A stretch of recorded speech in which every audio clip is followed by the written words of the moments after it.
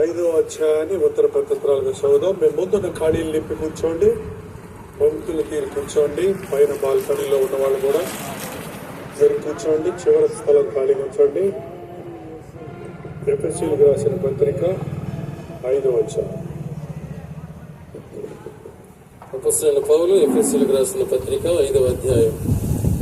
కావున మీరు ప్రియులైన పిల్లల వలె దేవుని పోలి నడుచుకునుడి.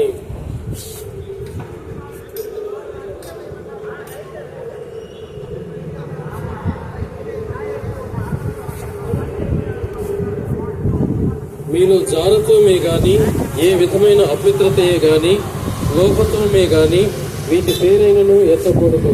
ఇది పరిశుద్ధులకు తగిన